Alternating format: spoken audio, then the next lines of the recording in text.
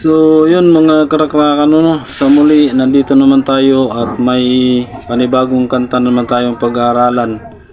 Yung kanta ng Siakol, ang title niya ay Corny. So yun, pag-aaralan naman natin yung kanyang chords at yung strumming niya, yung pattern ng strumming niya. So yun mga karakrakan, ano, panibagong kanta naman yung pag-aaralan natin. Dito muna tayo sa intro mga karakrakan. So yung intro niya ay D lang yung intro niya. Pero yung pattern ng strum niya ay kakalabitin mo lang yung number 4.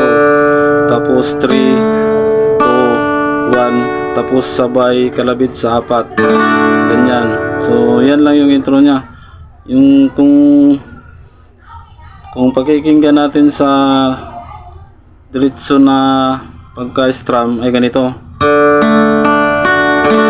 So yan yung sa intro niya, no, D. Tapos dito naman tayo sa verse. Yung chords ng verse ay G. Yan.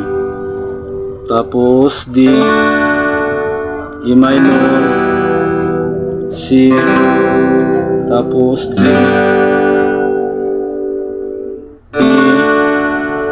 E minor, C, tapos D,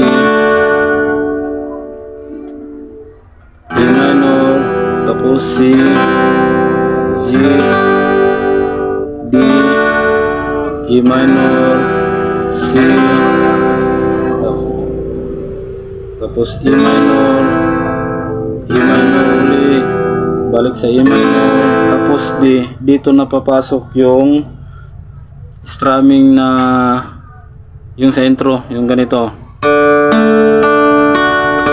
Yung kakalabitin mo lang yung 4 pababa, down, tapos sabay kalabit sa 4, down lang ang kanyang strum, ganyan lang, saglang.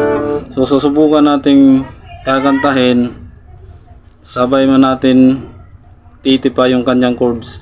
So ganito lang mga karakrakan, intro muna tayo.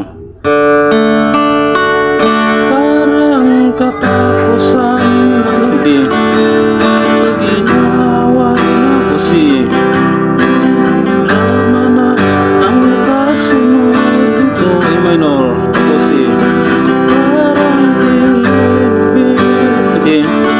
tapos E minor, karang si nagkapatid ang bigat na E minor, tapos si dito naman tayo may iba mga karakrakan. Corny na nga ako, E minor, sa'yo.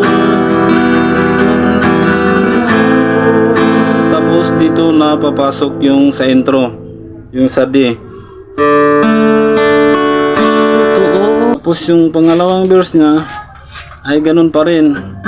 Ganyan, balik-balik lang.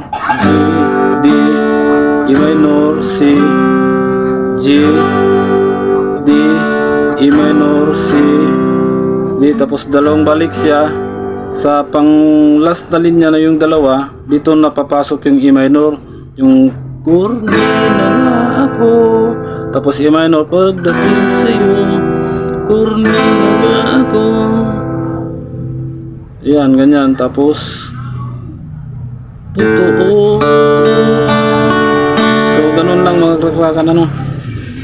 So yung sa adlib niya mga karakrakan ay sa G, ganun pa rin yung chords niya, G, tapos D, E minor, tapos C, tapos balik 4 na bisis mga karakrakan yung chords niya, 4 na bisis mong balikin. Tapos sabay balik sa corny ako, pagdating sa'yo, corny na nga ako, totoo.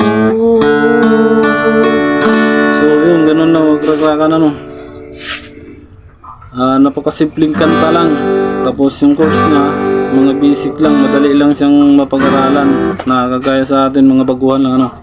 Hindi na lang natin ubusin yung buong kanta mga karakrakan, dahil lahat yun halos ganun lang lahat ang mga chords nun.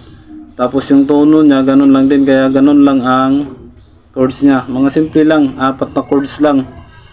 So, yun lang mga kakrakan, sana may panibagong natutunan naman tayo. Mga simple lang na mga chords, pero sa katagalan, masasanay yung mga kamay natin o daliri natin sa paglipat-lipat ng mga chords, lalo na sa mga baguhan.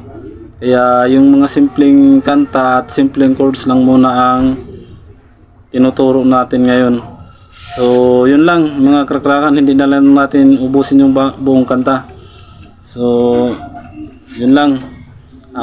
Maraming salamat at paki-subscribe na lang po sa aking YouTube channel, Mulas Vlog. So yun lang mga kakrakan, maraming salamat.